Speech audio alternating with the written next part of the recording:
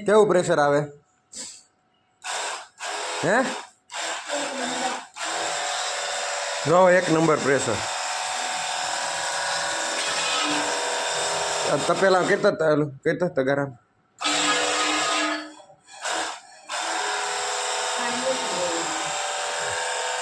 અરે એક ડોલમાં ધોઈ નાખી ગાડી બોલ એક ડોલમાં આખું એસી ધોઈ નાખ્યું